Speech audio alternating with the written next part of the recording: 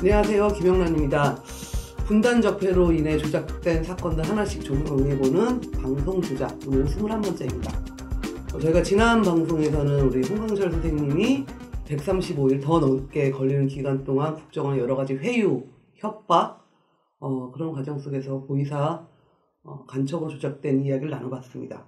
오늘은 이제 그 이후의 얘기를 나눠보기 위해서 오늘도 홍강철 선생님과 장경호 변호사님 나오셨습니다. 안녕하세요. 네, 안녕하세요. 네, 이제 오늘 이제 그 다음 이야기를 해볼 건데요. 먼저 우리 홍 선생님께 지난 방송에서 그랬잖아요. 야, 자백하고 가면 되잖아, 나가면 되잖아. 빨리 가라고 했는데 그렇게 자백 후에 국정원이 이제 홍강철 선생님이 어떻게 된다라는 얘기를 해줬나요? 안 해줬죠. 그러니까 어떻게 이야기하냐면 처음에는 그 감옥 간단 말 절대로 안 하더라고요. 예. 그러다가 그 다음에 제가 번복하지 않고 가게 된 그 이유가 있었거든요. 네네. 국정원 간부입니다. 그 간부가 네. 어느 날 지금 그 호준이라는 책 있잖아요. 네. 독조 좋아하니까 호준이라는 책하고 그 다음엔 그 감내알 들고 왔더라고요. 토요일인데. 감내알? 네. 네. 그 토요일인데 그 들고 와서 지금 날 주면서 담배도 주면서 이야기하는 거죠. 저보고 그래요. 강철 씨 그 김현희를 아내하고 칼기 폭파범. 네네. 김현희를 아내하고 그래 여기 와서 책 봐서 안다고 그랬죠. 근데 그게 보면 그 진보의 그늘이라는 그런 만화책이 있었거든요. 그 국정원에 그 누구나 보게 한다 그걸. 그게 그 무슨 간첩 사건들에 대한 것도 다 나오고 뭐 그렇거든요. 그게. 근데 그 책 보면 간첩이라고 해도 뭐 1년씩 감옥 가는 사람도 있고 이렇더라고요. 그다음에 거기에 김현희가 네. 감옥도 안 갔잖아요. 네. 115명이 탄 비행기를 폭파시켰는데도 네. 다 죽였는데도 이제 죽였다고 말하고 있죠. 그래 그걸 봤죠 제가. 그래서 그 여기서 책에서 봤다고 이야기했습니다. 그러니까 그 국정원 간부가 하는 말이 뭐라고 김현희도 그렇게 다 그 수많은 사람 죽였는데도 감옥 가지 않고 지금 국정원 직원하고 결혼해서 딸 낳고 잘 살고 있다고. 네. 그러는 것도 내 거고. 그러니까 내가 간첩이라고 인정해도 괜찮겠네. 나는 아무것도 한 거 없지 않습니까? 네, 한국에 와서 아무것도 한 게 없죠. 네. 115명 죽인 사람도 살았는데, 잘 살고 있는데, 그리고 국정원에서 뭐 집도 해주고, 직업도 해주고, 그러니까 이게 뭐 강연도 다니게 해주고, 네. 돈도 벌게 하고, 책도 써서 뭐 돈도 많이 벌었다고. 그러는 겁니다. 그러면서, 이제 앞으로 그 북에 있는 가족들도 국정원이 평양에 있는 사람들도 데려다 주는데, 강철 씨네 그 가족은 그 국경 있지 않냐. 그러니까 너네 가족도 데려다 주겠다. 그리고 돈도 주고 집도 주고 이렇게 직업도 준다는 겁니다. 네. 그러니까 간첩이 하나의 직업인 거죠. 네? 간첩이라고 인정하면. 그래서 제가 인정하게 됐거든요. 네. 그렇게 하고 그다음 그 얼마 기간은 번복 안 했습니다. 제가. 네. 그러니까 번복하지 않으니까 그 다음에 이야기를 하더라고요. 이제 잘못해서 그러니까 잘못되면 만약에 그러니까 한국은 뭐 민주주의 사회이기 때문에 네? 민주주의 사회이기 때문에 거쳐야 될 절차들이 꼭 있다. 그래 이제 국정원에서 조사를 받아야 되고 그다음 검찰에 가야 되고 그래서 그다음 재판까지 가야 된다. 그러는 겁니다. 근데 이제는 이미 다 뭐 그 허위사백 다 이제 훈련된 상태였으니까 어쩔 수 없는 상태였죠. 그러니까 가야 되는데 이제 재판도 받을 수 있다. 근데 재판 받게 되면 고약한 판사 만나면 한 3년 정도? 1년 정도? 예? 고약한 판사를 만나면 한 1년 정도. 예? 그러니까, 이게 뭐 감옥에서 살 수 있고. 그리고, 그렇다는 거죠. 그래, 그 다음에, 근데 아무 죄도 없는데 감옥에 가나요? 고약한 판사 만나면 갈 수 있다는 소리고. 예? 그리고 대부분의 판사들이 대한민국은 마음이 고와서, 예? 그래서 안 보낸다는 거죠. 네. 그래서 그런가 보다 했습니다, 나는. 거기서는 그 사람들 말을 믿을 수밖에 없었죠. 그럼 결국 어쨌든 국정원 입장에서 나름의 갈 수도 있다라고 약간 했지만은. 근데 그러니까 갈 수도 있는데 만약에 가도 김현희를 봐라. 특별사면 대통령 특별사면 국정원에서 뺏은 거다 그거. 예? 그러니까 너도 한국은 뭐 석가탄, 부처님 오신 날, 네? 부처님 오신 날, 그 다음 크리스마스, 8.15 강복절 이럴 때, 사면해준다. 예, 사면 많이 한다. 그러니까, 만약에 그렇게 안 돼서 가능하니더라도, 우리가 뽑아주겠다. 이러는 겁니다. 그러니까, 나는 국정으로 완전 힘이 있네. 그러니까 말 들어야 되겠네. 뭐 집도 주고, 그 다음에 돈도 주고, 그 다음에 그 당시에 국정원 그 신문관 조사관이 내고 그러거든요. 지금 탈북자 한 명 데려오는데 브로커비가 얼마 드는지 아냐? 내가 그러더라고요. 네. 그래서 모른다 그랬죠. 제가 올 때는 한 600 정도 줬거든요. 네. 600만 원. 근데 1000만 원이 넘는다는 거예요. 지금 1200만인가? 그렇게 부르더라고요. 그렇게 한다고. 강철 씨 가족들 다 데려오자면 얼마 들어야 되냐고. 1억이 너무 들어야죠, 제가. 한 달에 벌어서 내 100만 원씩 저축해도 10년 걸려도 1억 만들지 못하는 겁니다. 그렇죠. 가족 못 데려오는 거지 않습니까? 그래서 자기들이 가족 데려다 준다니까. 그러니까 나는 그냥 버는 일이죠, 그게. 네. 근데 그렇게 알고 있다가 결국 정작 뭐 하나원 갈 줄 알았더니 구치소로 바로 합신센터에 바로 가셨잖아요. 그때 좀 그때도 그러면 재수 없어서 올 걸 수도 있다 이런 생각 좀 드셨나요? 예, 그렇죠. 그러니까 어쨌든 믿고 봐야 되는 거잖아요. 네. 그러니까 내가 잡을 지푸라기라도 잡아야 되는데 그런 심정이었는데 국정원밖에 잡을 게 없었던 겁니다. 저는 그냥 믿고 봐야 되는 거죠. 그래서 서울구치소 가고 그러니까 서울구치소 갈 때도 그 담배도 주고. 네, 그게 봄옷 나들이 옷도 주고 이러니까 어디 뭐 구치소로 갈까 이런 데 대해서 잘 정확히 그러니까 몰랐던 거죠. 그 전날 저녁에, 그러니까 내일 지금 구치소 가는 날 아닙니까? 근데 그 전날 저녁에 회식했거든요. 그다음에 회식이랑 국정원 직원들과 함께 맛있는 걸 먹는다. 허위자백 하고 나고 굉장히 맛있는 거 많이 해줬다고. 예, 지난 방송을 하시고. 금요일 날에 되면 금요일날 그 저녁이 되면 환상 상다리 부러지게 차려준다. 어떤 거 줘요? 나 좀 알아. 내 술 좋아하니까 나폴레옹, 발렌타인 이런 거. 그다음에 제 대게 좋아하거든요. 대게도 사주고 참치회 그다음에 어쨌든 상다리 부러지게 차려준다. 그렇게. 허위 진술할 때마다 그렇게, 그리고 매주 금요일마다. 네, 매주 금요일마다. 그리고 매일 저녁이면 술 주고.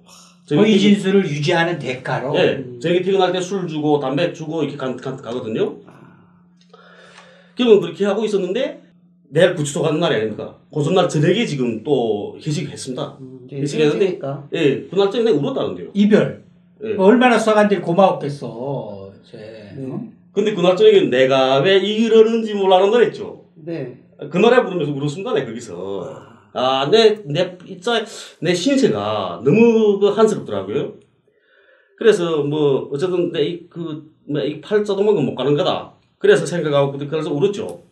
그러면서 그때 그러는 겁니다. 내일 이제 다른 집으로 간다고. 예? 그래, 그런가 보다 했죠. 새벽에 지금 이 조사관들이 온 겁니다. 날 조사하던 조사관들이. 캐리어 2개 가져갔더라고요. 그러면서 그거 갖다 지금 자기네 옷 샀었다면서 동복도 이어주고 옷도 이어주고 바지도 새거들 넣고 내복들도 이어주고 막 그런단 말이에요. 거기다 지금에. 그리고 그 다음에 국정원 직원들이 들어왔는데 그리고 책도 줬습니다. 책이요? 예. 무슨 글 쓰라면 작가가 소설을 어떻게 쓸 것인가? 그런 거. 그 다음에 가서 공부하라고 영어 단어장도 주고 그랬거든요. 근데 그 국정원 직원들이 들어왔는데 지금 그 국정원 직원 중에서 그 경상도발 쓰는 사람, 그 사람 지금 이렇게 수갑 꺼내는 겁니다. 그러니까 처음에 무슨 체포영장인지 그런 거 여기다 조상 찍어야 된다 그러더라고. 근데 이거 뭐냐고 내가 그랬죠. 그러니까 이건 다 절차라고. 그 절차니까 알 수 없다고 찍으라는 겁니다. 그래서 또 찍었습니다 내가. 그다음 수갑 채우는데 강철씨 북에서 수갑 차봤죠. 근데 이거 절차돼서 이거 다른 사람 보는 눈이 많아서 할 수 없다고. 어쩔 수 없다. 우리 강철씨 미어서 그러는 거 아니니까 절차대로 우리 가자고 이러는 겁니다. 그래 또 수갑 뚝 채우는데 날 조사하던 주조사관, 그리고 이 책 가져온 건 책이랑 옷 가져온 건 그 조사 책임자거든요. 그 여자인데 그 날 조사하던 그 조사관이 면도기 있지 않습니까? 면도기하고 담배, 수라는 담배 S의 수. 그거 7각 가져왔더라고요. 가져와서 지금 가방에 넣어주는 겁니다. 넣어주면서 뭐라 말하냐면 가서 피우라고. 그리고 격자지 그런 와이셔츠, 격자지 셔츠를 주면서 봄에 나가 입으라고. 범에 나가서 만날 수 있다 그러는 겁니다 지금 걔들이 그렇게 말하죠. 그러니까 난 범에 나가 만나는 줄 알았다. 그러니까 범전이 끝나는 줄 알았습니다 나는 모든 게. 그래 그 이어주면서 그렇게 하고 담배도 가서 피우라고 이어주고 그 가서 술도 마시고 싶으면 달라고 하라고. 근데 술도 줍니까? 내가 그랬죠. 거기 가도 술 줍니까? 술 준다는 거예요. 그러니까 그런가 보다 한 겁니다 나는. 그렇게 하고 그다음에 구속영장 실질 심사를 갖고 거기서 그다음에 그 변호사를 만나게 됐죠. 국선 변호사. 네. 여성분인데 여성분이니까 좀 그 앞에서 물어보더라고요 내보고 그 간섭이 맞냐고. 근데 거기서 한참 내 고민했죠. 아니라고 말할 것인가. 근데 뒤에 지금 국정원직원에 애들 또 와 있단 말이지. 그렇죠. 근데 아니라고 말 못 하겠더라고요. 거기다 대고 그 변호사님이 또 나보고 그러는 겁니다. 이거 국가보안법 사건, 이런 사건은 처음이라고. 네? 공부 좀 해야 되겠다고 자기가. 근데 그게 무슨 말씀이신지 모르셨을 거예요. 모르죠, 저는. 그러니까, 그런가 보다. 그리고 또 국선 변호인이잖아, 그러니까. 국가의 편에 선 변호사인 줄 알았죠. 말이 국선이니까. 이건 국가의 편에 서 있는 변호사다. 이렇게 생각이 든 겁니다. 그러니까 국가의 편인 국정원 편 아닙니까, 그게. 그럼 난 믿을만 하네. 그렇게 생각해요. 예. 국정원이 잘해줄 수 있다. 예. 그래서 가산대로 또 간 거죠, 또. 그래서 서울구치소를 갔는데, 들어가니까, 보안과에서 짐 이렇게 해치더라고요. 그렇겠죠. 그런데 담배 다 희소하는 겁니다. 그리고 옷은, 가방 통째로 다, 맡기고, 옷 다 뺏기고, 그 다음에 간복 갈아입히는 거죠. 예. 이상하게 돌아간다 생각했죠, 저는 그때부터. 그렇지만, 믿어야 되는 수밖에 없으니까 나는 국정원 말을. 봄에는 만나자고 했을까? 봄업도 줬을까? 일단은 그래도 그 국정원에서 구치소는 그래 좀 짧게 있겠지. 예.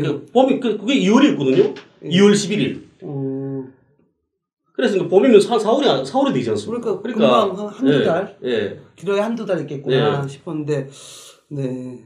일단 그때까지도 이 상황이 국가보안법이 뭔지도 모르시고. 네. 그런 상황에서 이제 구치소로 가시게 되셨어요. 근데 우리 이제 탈북자분들이 구치소 가면은 전혀 모르잖아요. 우리 이게 구치소가 어떤 건지, 그 다음에 어떻게 생각을 좀 하시나요? 좀 많이 되게 만날 사람도 없고 해서 되게 불편하실 것 같은데. 공안사범이라고 해서 독방이었더라고요. 국가보안법은 공안사범이다. 예. 근데 왜 또 독방이 있는가 하고 내가 정말 그 독방에 오랫동안 있었잖아요. 예. 막 미치게 같은데 독방에 있는 겁니다. 근데 그래도 그때 왜 또 더군다나 가만히 있었냐니까 거기 가보니까 사람들이 왔다 갔다 하지 않습니까? 예. 그러니까 그거 보는 것만 해도 너무 행복한 겁니다 내가. 국정원 했을 때는 몇 개월 동안 거의 볼 수 없는. 국정원 조사관만 딱 만날 수 있거든요. 그런데 거기 가니까 다른 사람이 왔다 갔다 한다는 거. 그러니까 내 사람들 속에 그래도 살고 있네 이제는. 그러니까 너무 행복하더라고요 그때는. 첫 방에 들어갔는데 CCTV가 있는 겁니다 그게 또. 국정원에 있을 때도 CCTV 다 보거든요. 그게 사각지대라는 게 없습니다. 네. 그리고 화장실 자체도 통짜로 유리거든요. 그렇죠. 그러니까 다 들여다 보이고. 그런 데서 살았댔단 말이에요. 그러니까 완전히 스트레스 받았죠. 그런데 거기 가니까 또 CCTV가 있는 겁니다. 그래 내가 물어봤죠. 그 교도관 보고 CCTV는 왜 있냐고. 내 자살할까봐 이렇게 달았다는 거죠. 그래서 내 살자고 굳이 간첩이라고 근데 간첩이 아닌 것도 허위자백하고 내 거기 왔는데 무슨 말 하냐고 내가 자살 안 한다고 내가. 좀 치하다라고 그랬습니다 내가. 근데 그렇게 못한대요. 쉬워질 수가 없겠죠. 예. 근데 후에 우리 재판할 때 그 교도관이 나와서 그 이야기를 했습니다. 간첩이 아니라고 했다고. 처음에 들어와서. 네. 그래, 2심 재판장님이 몇 번 물어보더라고. 맞냐고. 홍 선생님 이걸 들으면서 똑같은 독박이지만 사람이 왔다 갔다 보면서 사람 사는 세상에 내가 있구나라는 걸 느꼈다라는 이 말 자체가 우리 시청자 여러분들 그만큼 합심센터가 사람을 미치게 만들고 완전 격리시키고 모든 것을 파괴하는 공간이다. 그렇죠. 구치소가 훨씬 심리적으로는 안정될 수 있는 거죠. 그러니까 저희 시청자분들 구치소도 되게 살기 어려운데 그런데도 거기가 사람이 살 수 있고 다행이라고 느낀 것 자체가 얼마큼 합심센터가 무지막지한 공간인가를 우리가 다시 한번 여기서 알 수 있는 것 같습니다. 구치소 갔을 때 그래서 영치금을 넣어줬어요. 국정원에서. 그러니까 내가 들어갈 때 옷들 다 희소하지 않았습니까? 그러니까 옷 입을 것도 없었거든요. 그렇죠. 그래서 팬티하고 런닝만 입고 아, 간복 입은 겁니다. 네. 그 팬티하고 있는 건 주더라고. 그래서 입은 거죠. 그 간복 입은. 그 다음에 고무신 신고. 네. 그 양말 갖다 주더라고. 공안 담당 교도관이. 그 양말하고 수건 갖다 줬습니다. 그래서 양말을 신었는데 2월 11일이거든요. 춥잖아요. 예, 춥죠. 네. 그러니까 그 다음에 내가 줬던 겁니다. 그래서 조사받으러 갔는데 국정원에 도착한 다음날 아침에 9시에 내린데 내가 들어 날. 그래서 국정원에 갔죠. 근데 춥지 않습니까? 그러니까 뭐 애로되는 게 없냐고 뭐 그러는 겁니다. 그래서 이거 뭐 내복도 없고 이거 추워 죽겠다고 내가 그랬죠. 그러니까 그 다음에 자기네가 다 도와주겠다고. 그러더니 그 다음에 영치금을 넣어줬더라고. 국정원에서. 그러니까 왜냐면 뭘 사거나 필요한 거 치약이나 이런 걸 사야 되니까. 예. 그러니까 또 그 모습에 모습에 날 버리지 않았구나. 예, 그렇죠. 난 끝까지 그러니까, 버리면 조만간 나가겠구나. 예. 이 생각을 또 하셨겠네요. 네. 너무나 감사하죠. 그때는. 네. 근데 그렇게 있다가 이제 언론에 보이사 간첩 이러면 되게 엄청난 느낌을 받거든요. 남측에 계신 국민들은. 그 보이사 간첩을 검거했다고 대대적으로 이렇게 언론에서 이제 흔히 말하면 보도를 했죠. 네. 근데 구치소에서 그 소식을 접하셨을 거 아니에요. 네. 그때는 또 어떠셨어요? 그 자식 깽판 났죠, 거기서. 이게 완전히 뭐가 잘못됐다. 네, 그러니까 그게 하늘이 날 도운 겁니다, 그때. 그 대체로 구치소 안에 보면, 그러니까 오늘 본 신문은 내일 아침에 내가거든요, 다. 네. 그런데 3월 10일 날에 지금 그 신문에 그 자료가 났는데, 내 기사가. 네. 3월 12일이었는데, 2일이 지나지 않았습니다. 네. 근데 그게 있으면서도 책 계속 봤거든요. 책 보다가 그 사동 도우미들이 다니지 않습니까? 그 소지라는 분들. 네, 소지한테 걔들 보고 말했죠, 내가. 야, 책 좀 갖다 달라고. 심심하다고. 그래, 그 애들이, 형님 책 다 봤다고 내가. 책 다 없으니까. 그러면 신문이라도 갖다 달라고. 그래서 그 애들이 방마다 돌아다니면서 신문 다 모아다가 나를 듣습니다. 그래서 그 신문을 봤죠, 내가. 신문 한참 보고 있는데 보니까, 이게 국정원 밥 먹고 12kg 살찐 간첩하고, 보이사령부 직파간첩 홍보수 이렇게 기사 안 한 겁니다. 근데 그 국정원 그 간부가 처음에 나를 그 허위 자백 시킬 때, 인정시킬 때, 그리고 유지할 때, 그 사람들이 그 약속한 게 한 조건이 하나 있거든요, 그게. 언론에 내보내지 않는다. 북한에 있는 너네 가족들이 피해를 입기 때문에. 근데 지금 언론에 또 나지 않았습니다. 신문에. 그 다음에 내 열을 탁 받은 거죠. 내 건달이 아닙니까? 뭔지 딱 그렇잖아. 야, 이 개새끼들아! 국정원 색깔을 띄워라! 막 그때 그랬단 말이에요, 거기서. 그 다음부터 내가 속았구나 하는 생각이 들더라고요. 근데 그때가 검찰 조사가 딱 끝났을 때거든요. 이제 제품만 남았는데. 예. 그러니까 그 다음에, 열이 번진 거죠, 이제. 그래, 그 다음 문 걷어차고 막 하니까 그 다음 교도관들이 달려오고, 그 안에 또 새까만 옷 입은 애들이 있지 않습니까? 걔들이 또 뭐 곤봉 가지고 달려오고 막 일 냈습니다, 그때, 그날에. 그래, 공안 담당 교도관이 와서 날 데리고 가더라고. 그래, 거기서 말했죠, 내가. 신문에다 안 내겠다 했는데, 국정에서 처음 약속할 때, 왜 신문에 냈냐고. 그리고, 우리 가족들을 데려다 주겠다 했는데, 그러면, 지금이라도 우리 가족들을 데려다 달라. 그럼 내가 가만히 있겠다. 국정원 직원들 만나게 해달라. 그러니까 그 담당 교도관이 국정원 직원들은 만나지 못하는데, 검사는 만나게 해줄 수 있다. 그러는 겁니다. 그러면 검사라도 만나자 해서. 그래, 검사를 만났죠. 검사를 만났는데, 검사가 뭐, 국정원에 알아봐 주겠다고. 그러는 겁니다. 그러더니 그 다음에 다음번에 찾아서 갔는데, 검사가 그러죠. 국정원이 알아보니까, 홍강철 씨 가족을 국정원에서 데려다 주겠다고 한 게 아니고, 홍강철 씨 가족들이 자체로 탈북해서 제3국 공간에 들어가면, 그때부터 국정원에서 책임지고 돌봐주겠다고 했다더라. 이렇게 말하는 겁니다. 말이 다르다. 예. 그러니까 내가 그 다음에, 이 새끼들이 나를 속였네. 이제는 내 변호사 찾아야 되겠다. 그 전에 지금 또, 그 구치소에서 이 변호사들에 대한 그런 교육하더라고요. 네. 처음에 들어가는 날, 첫날에 한다, 그 교육을. 근데 첫날에 9시에 내 국정원에 끌려가다 나니까, 그 교육을 받지 못했죠. 네. 그런데 그걸 내가 어떻게 알았냐면, 이후에, 이 변호사가 바뀌었다고. 이런 통지서가 날아왔더라고. 네. 그러니까 처음에 변호사는 여자 아니었습니까? 국선 변호사님. 네. 근데 두 번째는 남자 이름이더라고요. 그래 날아온 겁니다. 그래서 내가 교당 한번 물어봤죠. 이 국선 변호사가 필요 없다 그랬는데 왜 자꾸 이런 게 날아오냐고. 그러니까 교도관이 내보고 막 하는 말이 국선 변호사를 모르냐고. 어떤 사람인지. 국가 편에서 있는 변호사겠지. 근데 왜 이런 게 날아오냐고. 그때 신문이 이미 본 이유죠. 네. 그러니까 교도관이 이야기해 주더라고요. 교육에 참가 안 했겠냐고. 모른다고 나는 그랬죠. 오늘 첫날이 딱 하는데, 엄청나게 국정원이 끌려가는데 언제 그런 데 참가하냐고.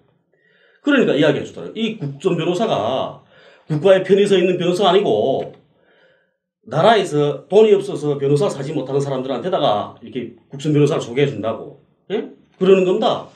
그래 그 다음에 검사를 만났는데 지금 국정원에서 그렇게 말했다 하거든요. 네. 그러니까 이 새끼들한테 속았네. 이제는 내 국정 변호사를 만나야 되겠다. 이 국정 변호사라도.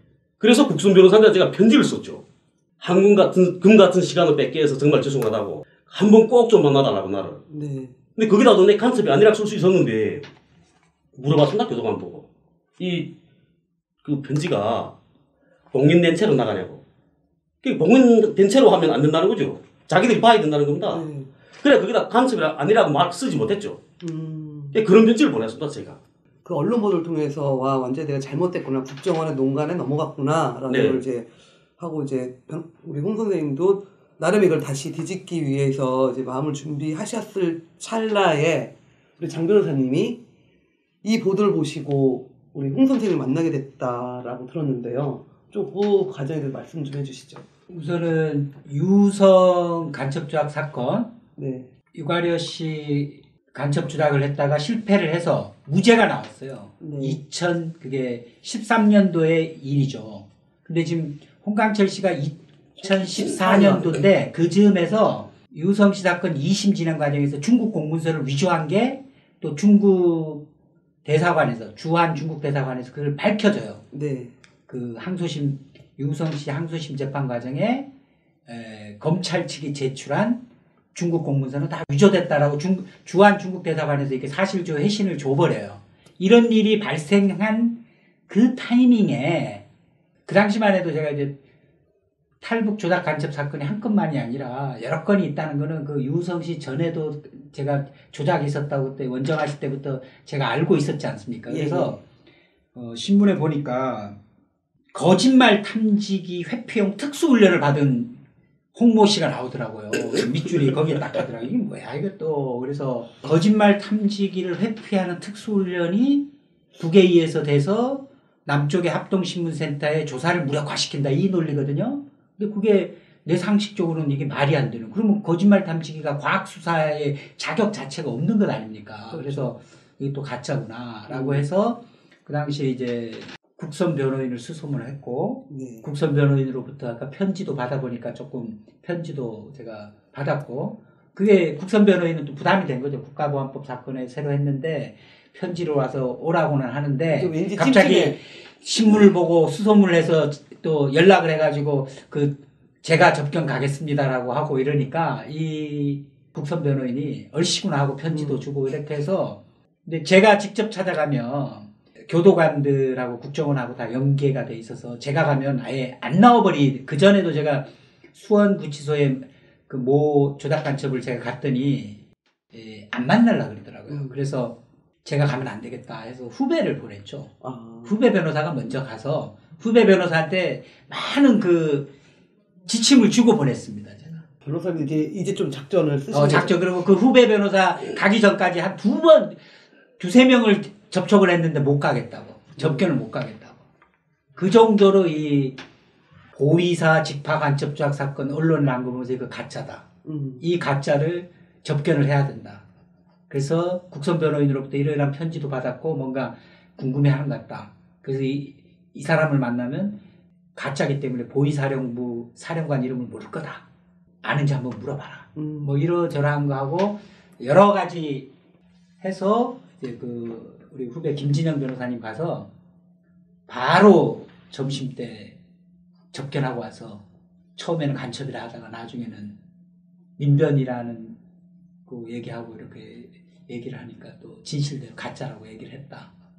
네. 그 영화 보면 잘 나오듯이 제가 막 그날 뭐 아까 검사가 면담을 하는 날이었어요 또. 네. 그러니까 내가 마침 우리가 오전에 접견을 해가지고 진술을 번복시켰는데 오후에 아까 그 가족들 데려오기란 약속이니까 네. 검사는 계속 달래야 되니까 기소된 후로는 검사가 수사를 못 하는데 그 검찰에서 이렇게 구치소에 제가 오후에 접견 가려고 이렇게 했더니 구치소에서 검찰 출정했다는 거예요. 그러니까 저는 이것은 우리가 호의자백을 뒤집은 거를 첩보를 입수한 검사가 다시 기소 후에 조사를 못 하는데도 불구하고 기소 후에 그 조사를 하기 위한 거다 해서 제가 막 검찰로 달려가가지고 바로 간첩 조작하려고 그러느냐 그러고 막 항의하고 그런 찰나에서 검찰에서 처음으로 제가 접견을 했고 그걸 제가 녹음을 다 한 게 그 영화 자백에 보면 그 녹음한 내용이 나옵니다. 제가 물어보고 쭉 영화 자백이나 뉴스타파에 보면 나옵니다.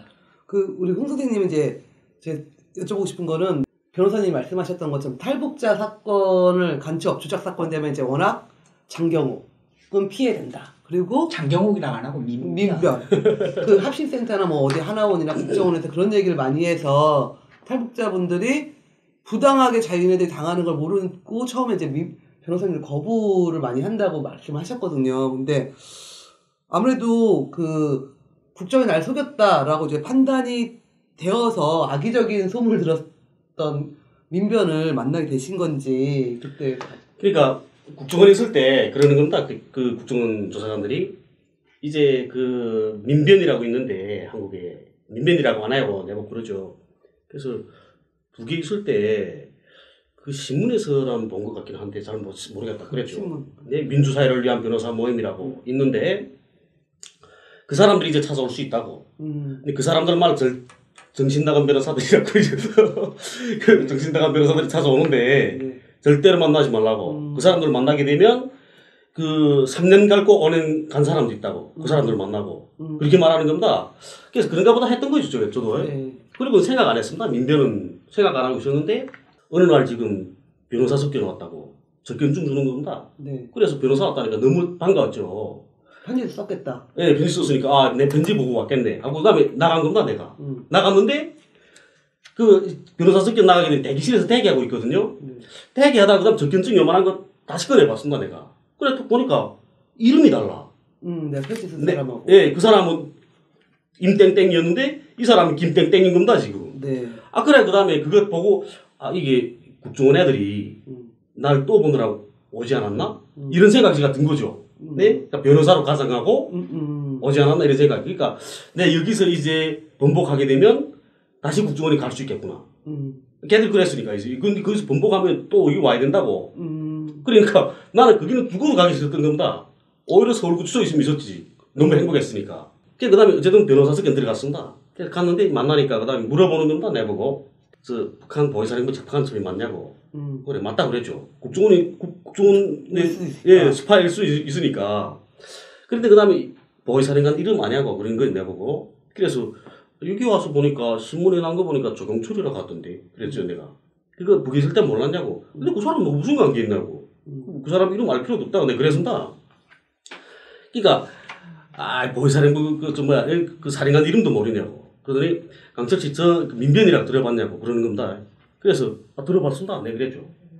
그 내 민변 변호사인데 강철 씨 이렇게 돕자고 왔다고. 네? 우리는 돈도 바라지 않고 아무것도 바라지 않고 강철 씨 그 억울한 게 있으면 우리가 풀어주려고 한다고 그러는 겁니다. 그래 그다음에 얼굴 보니까 거기서 뉴스 나올 때 그 구치소에 있으면서 뉴스를 봤거든요. 네. 거기에 그때 장 변호사님이랑 그다음 이제 날 찾아온 후배 변호사 그 변호사님이랑 그 TV에 나와서 유승실함 나와서 이렇게 이 플래카드 막 들고 뭐 이렇게 뭐 기자회견 하는 거 그런 거 봤거든요 제가. 근데 그거 보면서 그랬습니다. 아 나도 저런 사람이 한 분 있으면 좋겠다. 그랬죠. 지난데 감동까지 먹을 필요는 없잖아요. 눈물이 글썽해지셨어요. 그때 아 내 옆에 사람이 없다는 게 그때는 진짜 억울했습니다. 네. 그래 어쨌든 그렇게 보니까 그다음에 그 사람 얼굴이 낯이 익은 겁니다 내가. 그래 이 사람 또 그러죠. 아 거기서 본 사람이 맞는가? 의심만 반심하려 하고 있었는데 그다음에 이제부터 자기는 오후에 다시 오겠으니까 예? 다시 오겠다. 그리고 그 사람 갔거든요. 간 다음에 방에 쭉 들어왔는데 검찰에서부터 지금 고추장에 떨어진 겁니다 지금. 그러니까 아차 그 사람이 국정원 직원이 맞았네. 내 헷갈렸네. 내 괜히 간섭이 아니라고 했네. 이렇게 생각한 건가 내가 또. 그리고 이제 떨리지 않습니까 지금. 국정원 또 가야 될 파인데. 그래서 그다음에 검찰이 또 공소리 끌려갔죠. 검찰에 검사방에 척 들어서는데 보니까 그 변호사가 그 앞에 떡서 날 만나러 왔던 변호사가 있는 겁니다 검사방에. 그럼 또 그다음에 아 맞네. 그런데 그다음에 그 변호사 날 보자마자 그러는 거지 검사 보고 왜 불렀냐고. 이래 막 그 상의하는 겁니다. 그래 조금 있다 장 변호사님 들어오신 거죠. 들어오시더니 검사님 뭐 조작하시느라 힘드시죠? 딱 그렇게 들어왔더라고요. 그다음 장 변호사님 첫 보니까 그다음에 저 사람이네. 장 변호사님은 테레비 머리 때문에 예, 딱 알리지 않습니까? 예. 그래서 만나게 됐죠. 참 여기서도 마음이 국정원 또 나를 잡아갈 수 있다라고 해서 끊임없이 자기 진실의 말을 하고 싶어도 이렇게 위축될 수밖에 없는 게 그 합시센터에서 있었던 그 기간이 너무나 강하게 있는 것 같아요. 그래서 변호사님은 우리 홍 선생님 만나고 나서 이 사건이 보이사랑고 직파간첩 홍모 씨 간첩 조작 변호인단 긴급 기자회견을 열고 조작 사건이다 라고 밝히셨는데요. 좀 그 과정에 대해서 이날 그러니까 오전에 후배 변호사 접견을 했고요. 근데 검찰 소환됐기 때문에 이 항의하러 저 이제 후배 변호사 먼저 올려보내고 그냥 제가 좀 시간 타임 두고 전화 받으면서 제가 올라가서 항의도 하고 그러면서 이제 그 검찰 민원 대기실에서 접견을 하면서 쭉 물어봤죠. 사연을. 그 녹음 다 돼 있어요. 내가 녹음을 해서 들어보니까 거짓말 탐지기 해피 뭐 특수훈련 받았다. 이것도 말도 안 되지만 보니까 그 이전에 합신센터에서 간첩자겠던 똑같이 얘기하더라고. 제가 질문 얘기하고 들어보니까 그걸 이제 됐구나.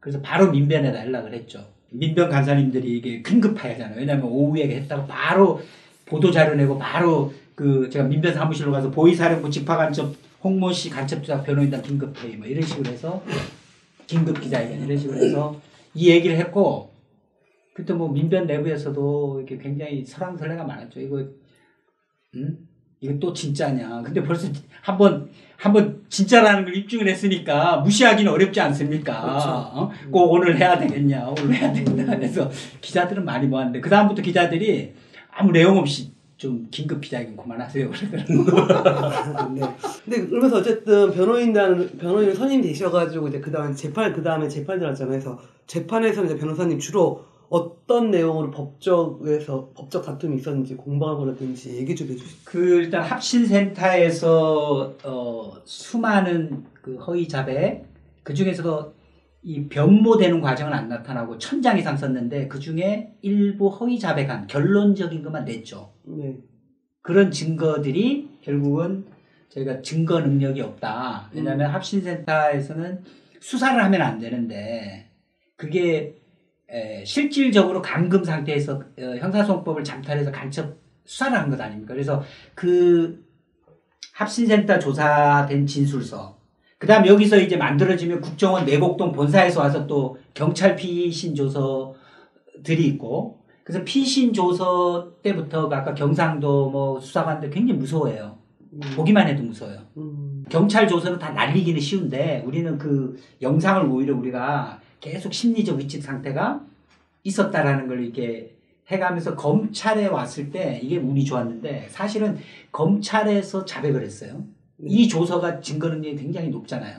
거기에다가 국선 변호인 만나기 전에 그 안에 있다 보니까 7일 안에 기소된 후에 공소사실 의견서 쓰라니까 그 소지한테 물어보고 하니까 그리고 검열이 된다고 하니까 거기 다 인정하는 자백을 이미 기소 후에도 자백에 해당하는 공소사실 의견서를 내버렸어요. 거기다 소지가 반성을 해야 된다. 반성문 막 틀 잡아주니까 이렇게 해야 빨리 나갈 수 있으니까 반성문까지 쓴 상태에서 저희가 간 거죠. 그러다 보니까 합신센터 진술서, 국정원 뭐 조서는 날리기 쉬운데 검찰 조서가 있지 않습니까? 그 다음에 검찰 이후에도 기소 이후에 의견서와 뭐 반성문 이것까지 있는 거예요. 이걸 날려야 돼요. 증거로 능력을 날려야 되고 그 다음에 허위 자백이라는 게 사실은 우리가 검증하는 눈이 있으면 지금은 보면 헛수해요.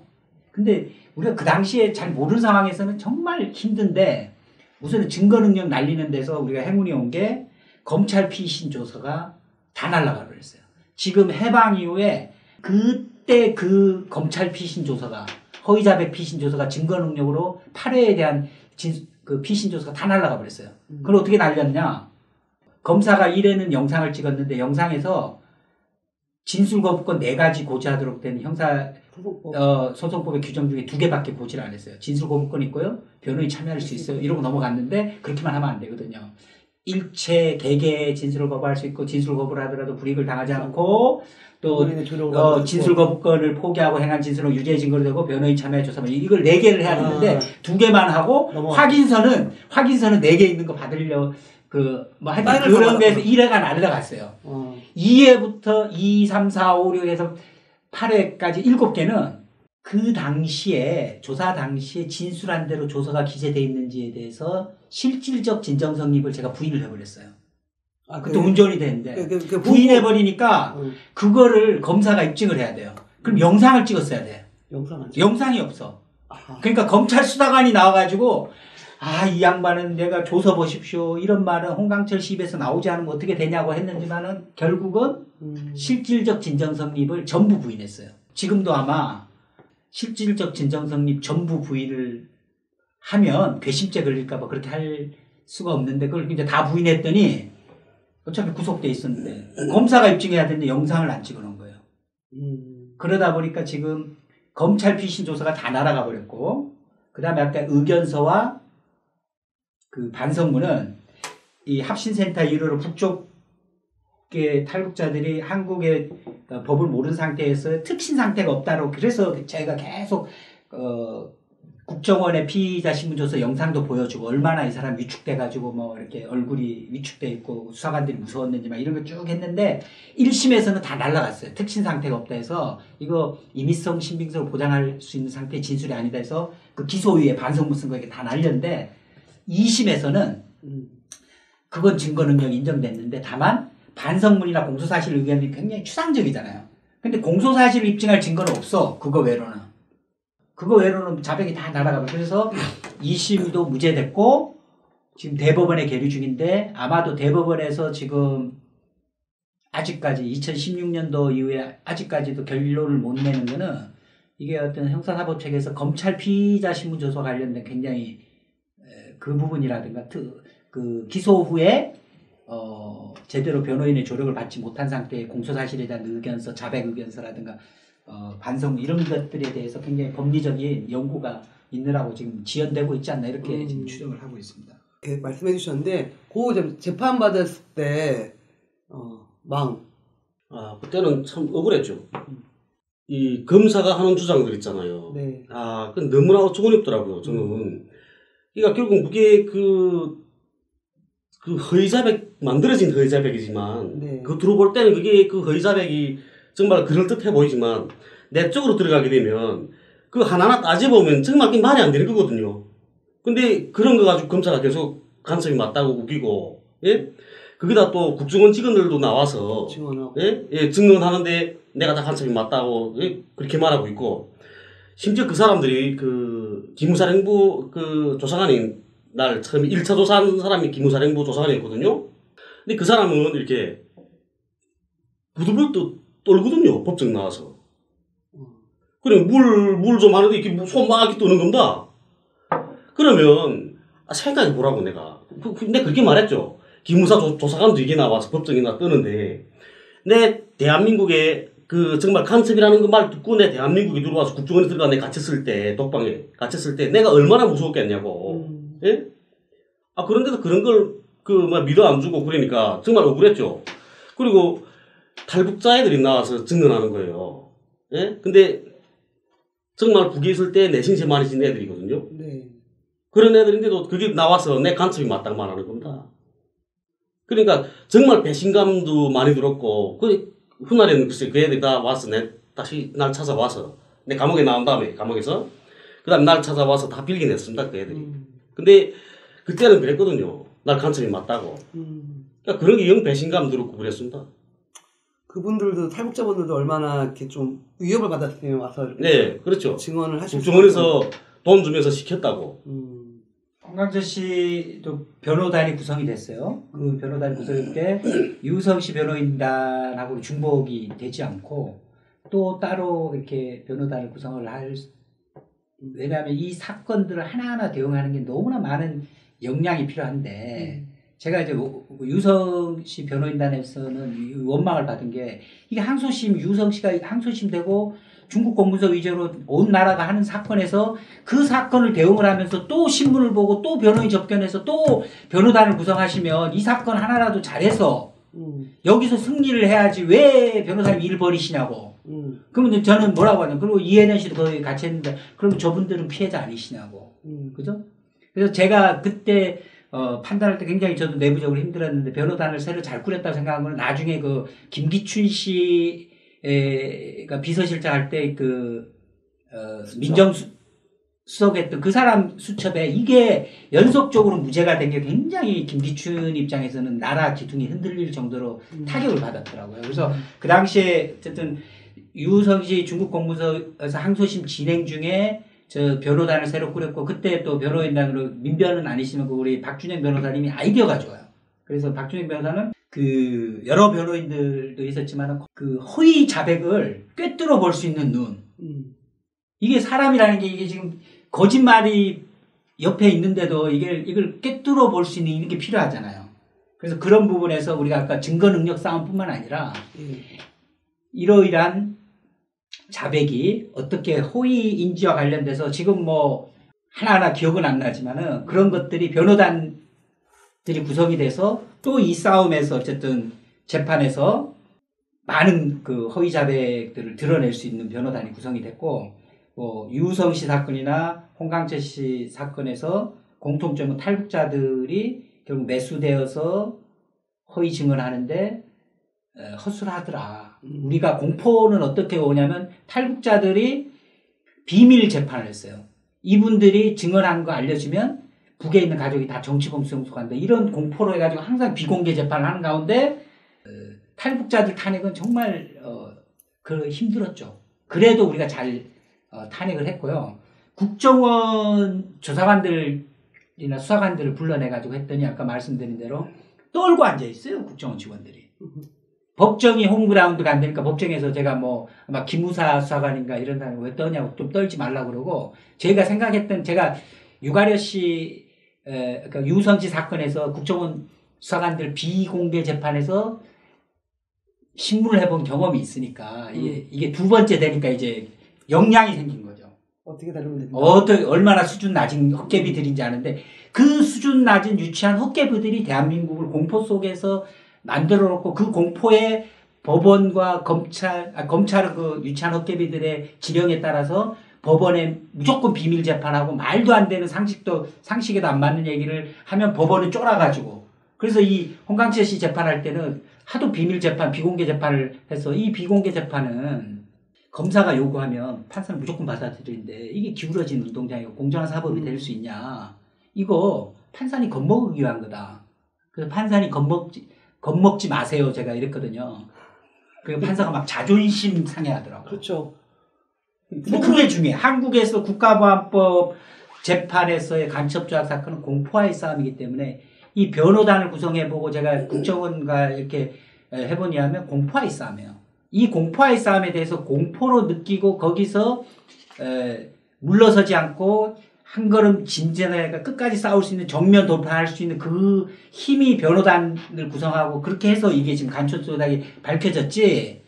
뭐 그러니까 아직도 국가보안법의 핵심은 공포입니다라고 하고 이게 우리 국민을 위축하게 하고 정신병 들게 해가지고 우리 공포 속에서 지금 제정신이 아닙니다라는 얘기를 해도 많은 국민들은 그게 무슨 소리냐 이렇게 인권이 발전되고 이렇게 선진국인데 이렇게 지금 못 헤어나잖아요. 그래서 탈북자 간첩조작 사건에서는 저는 역량을 키우니까 별것 아닌데 국정원 직원들 증인으로 나왔던 거 그 다음에 탈북자들 수많은 그 허위 증언하는 탈북자들 나왔던 것들을 하나하나 법정에서 비밀 재판에서 격파를 해가면서 그 겁 많은 판사들 겨우 설득을 해서 무죄를 받은 사건이다 이렇게 얘기를 하고 싶습니다. 네, 그래서 1심에서 이제 무죄가 나왔어요. 간첩이 아니다. 그때 딱 판결했을 때 그때 뭐 심장은 뭐 이루. 네, 좀 울었죠. 아, 또 우셨어요? 네. 그래서 그 자백에도 나옵니다. 무죄 판결 1심 나올 때 저는 뭘 고민했냐면 나와서 살 집이 없잖아요. 네. 왜냐면 우리 집에 데려갈 수도 없잖아요. 정착금 같은 거 안 줬을 거고. 아무것도 없잖아요. 집도. 네. 그래서 그게 더 무죄 받고 나오는 것도 걱정이더라고요. 그래서 어디를 살려야 될지는 모르겠어요. 그래서 어디서 사셨어요? 천주교. 아. 천주교의 교정사목위원회가 있거든요. 네네. 서울대교구. 네, 여기 이 삼선동에 있습니다. 아. 거기에 또 변호사님들이 또 소개해 주셔서 다행히. 거기서 살았죠. 천주교 신부님의 도움을 받아서 서울대교구 네. 천주교 교정사무위원회가 운영하는 그 출소자들, 그 연고자 없는 사람들의 쉼터. 작년까지 있었습니다. 그렇게 무죄를 1심에 받았는데 뭐 근데 국정원이나 공안 세력이 1심에 무죄 판결 나왔다고 그걸 인정할 사람도 아니고 그러면서 또다시 항소를 해서 2심까지 갔지 않습니까? 2심 또한 어떻게 됐나요, 변호사님? 2심에서도 1심에서는 특이할 게 합동신문센터, 북한이탈주민보호센터를 최초로 검증을 했어요. 네. 그래서 우리 한국의 재판 판사들은 저희 변호인들과 함께 최초로 합동신문센터 안을 구경을 했습니다. 그리고 2심에서는 서울구치소 아까 얘기했지만 교도관들하고 뭐 여러 가지 서울구치소 아마 검증도 2심에서 처음 했고요. 그래서 2심에서는 결과적으로는 1심보다는 증거 능력이 인정된 게 기소 후에 공소사실에 대한 자백 답변서와 반성문. 이건 증거로 채택됐지만 그게 그냥 한 장짜리 추상적이고 하니까 공소사실을 입증할 증거도 없고 공소사실에 실체적으로 이게 말이 모순된 거다라고 해서 오히려 2심에서는 그런 면에서 실체적으로는 좀 더 진전됐고 1심은 그냥 다 증거 능력이 없는 거예요. 더 이상 증거가 없는 거예요. 다 싹 날려버리고. 그렇게 해서 2심도 무죄. 그럼 이제 현재는 이제 대법원 상고가 되어 있는 네, 2016년도에 검찰이 상고를 해서 지금까지 대법원이 계류 중입니다. 아마 그래서 대법원에서도 무죄가 나오지 않을까 싶은데 어찌되었건 이제 한국에 오시자마자 국정원에서 구치소에서 그리고 다시 이제 그 재판이 2심 재판까지 무죄 판결을 받고 이제 사회에서 생활하시는데 그 2심 판결 그리고 최근에 유튜브에서 왈가왈북이라는 북에 대해 말하고 뭐 이런 방송하시잖아요. 네.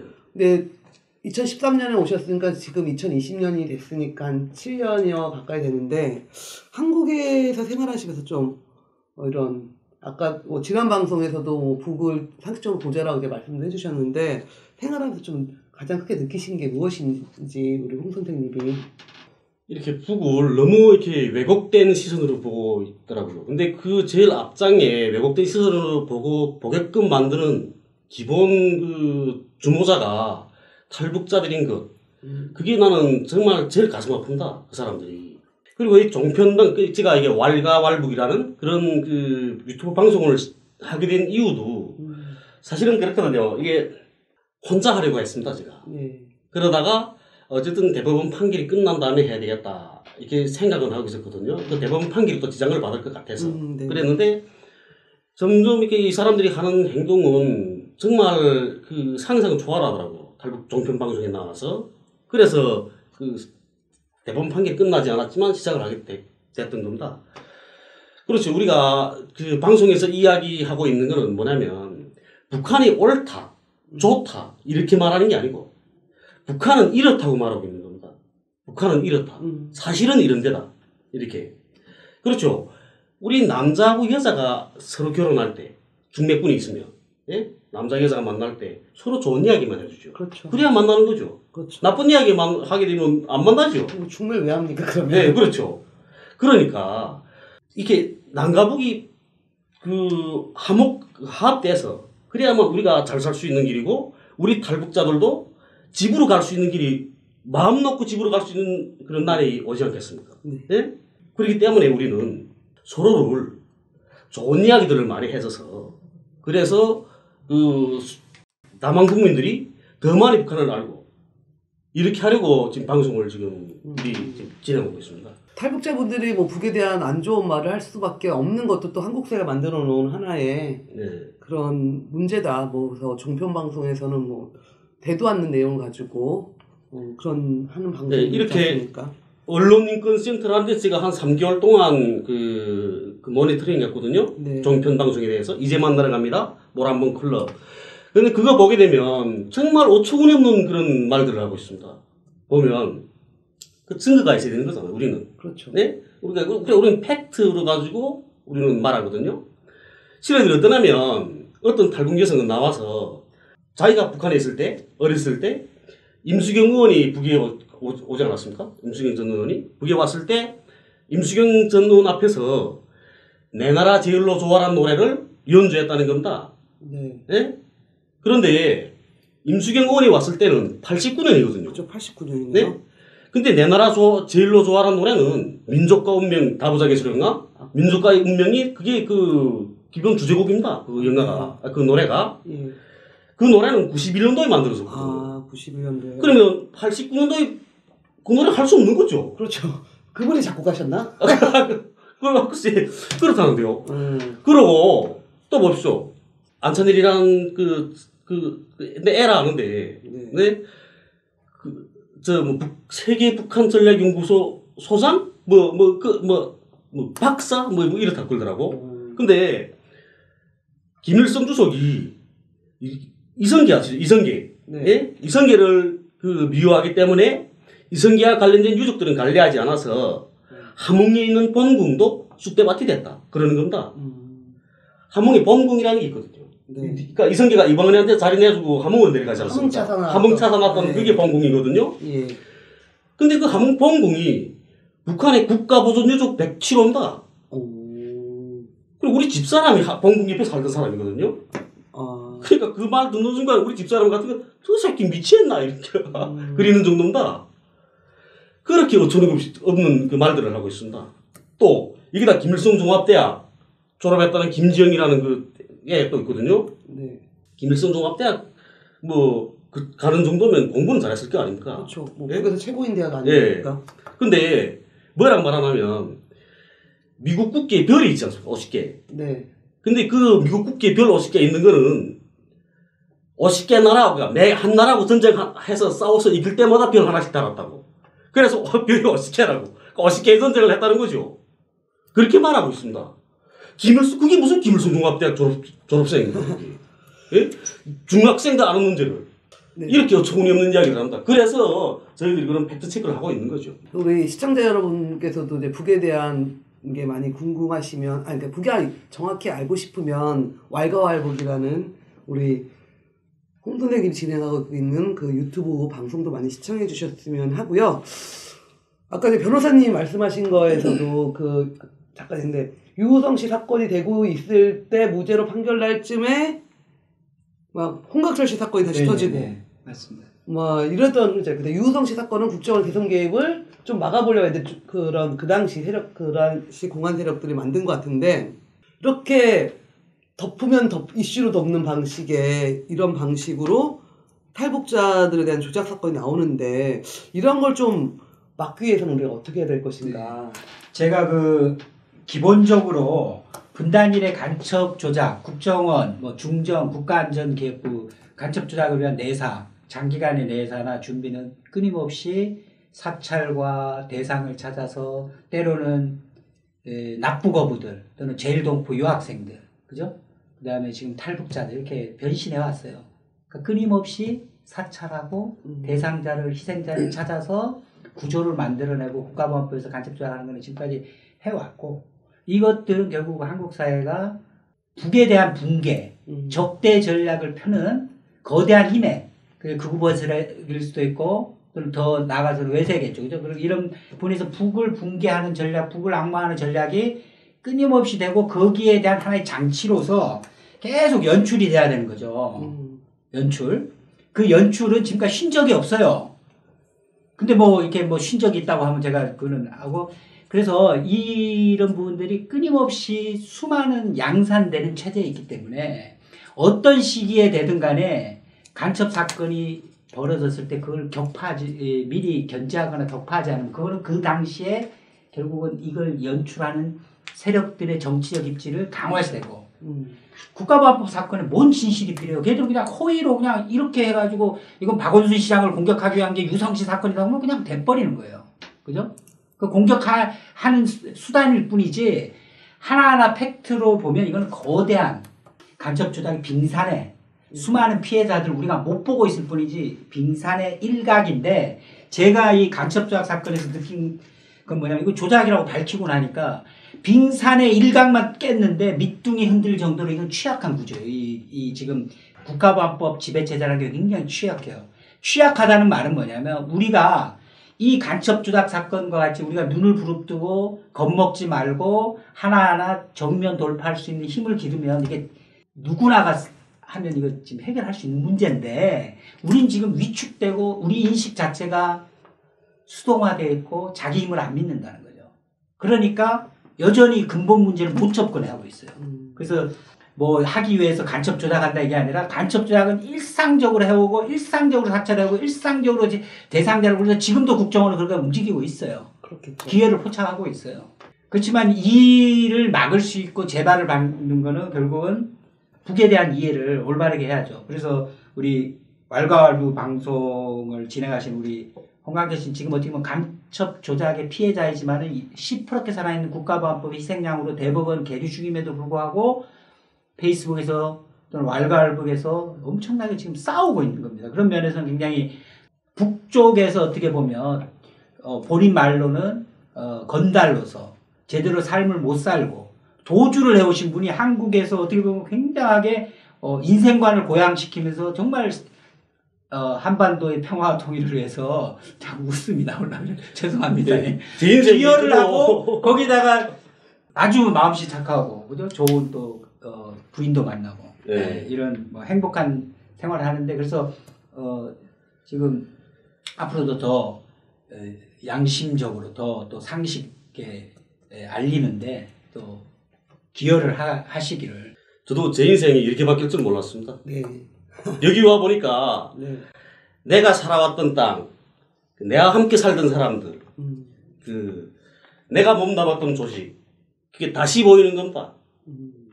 그래서 이런 일들을 하고 있죠. 그리고 우리 집에서 우리 집사람이나 우리 어머니랑 나를 뒤에서 이렇게 밀어주고 지지해주고 그러지 않으면 못하죠. 2번에 걸쳐서 홍강철 보이사 간첩에 대한 이야기를 다뤄봤습니다. 홍강철 선생님 관련해서. 지금 이제 2심까지는 무죄 판결인데 대법원에 아직까지 마지막 그 판결 남아있는데요. 워낙 뭐 우리 시청하신 분들도 아시겠지만 허위고 회유 아주 정말 어처구니 없는 일들로 인해서 조작된 사건이라서 대법원에서 무죄 판결이 나오려는 기대를 갖고 있고요. 이제 방송을 이제 마무리하려고 하는데 혹시 우리 뭐 변호사님이나 홍 선생님 한번 간첩 조작이 이렇게 밝혀졌고 합동신문센터에서 어떻게 허위 자백하는지가 뉴스타파이에서 끊임없이 했고 저희 변호인단에 했는데도 국정원, 보안경찰, 공안검찰 아까 얘기했듯이 그 김기춘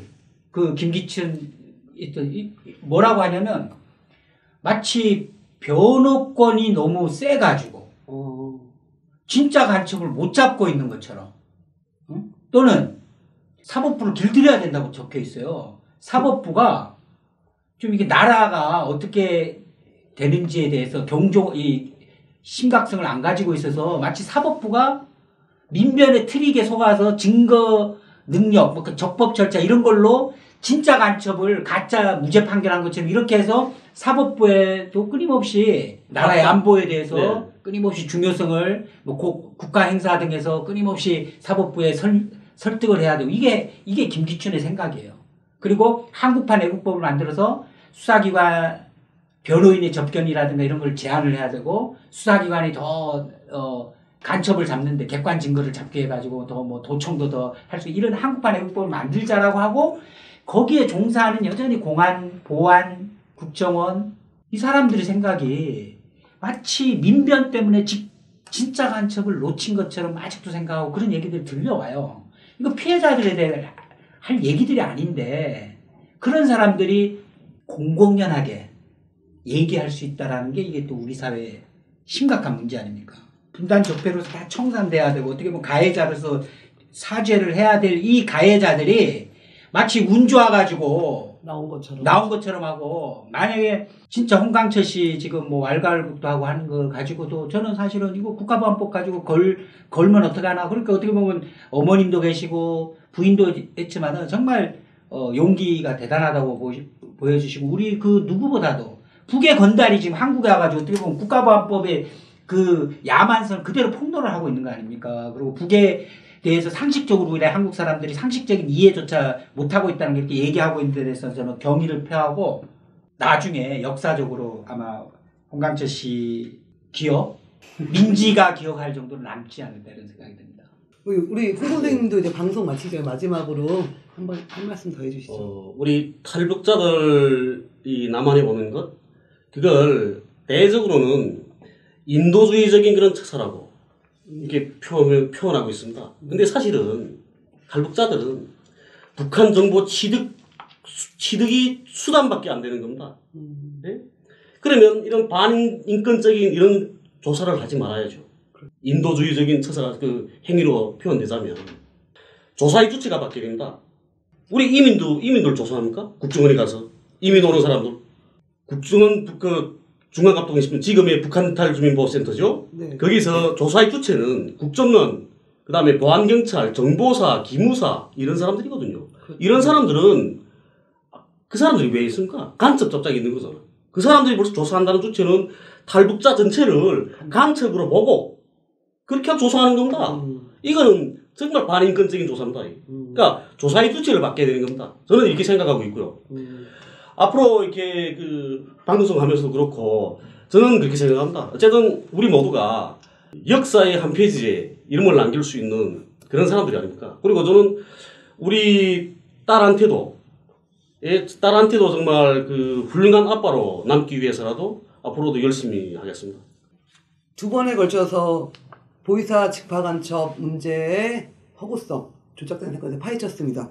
여전히 계속 말씀하시는 것처럼 여전히 그 합시센터라는 공간에서는 간첩들을 만들어낼 것이고 조작해내고 있을 것입니다. 그것은 다 이제 우리 사회가 분단되었고 북에 대해서 무조건 가로막고 악마시키는 이런 문제점에서 나오는 것이라 봅니다. 그래서 저희는 이런 것이 아니라 한반도 평화 번영의 그런 시대의 흐름에 맞게 남과 북이 더 정확히 이해하고 알 수 있도록 우리 국민들도 노력을 해야 되지 않을까 싶습니다. 저희 조작은 이 분단으로 인해서 조작된 사건들을 끝까지 파헤치도록 노력해보겠습니다. 조작 21번째 방송 마치도록 하겠습니다. 우리 시청자 여러분 고맙습니다. 두 분 고맙습니다. 네, 감사합니다. 감사합니다.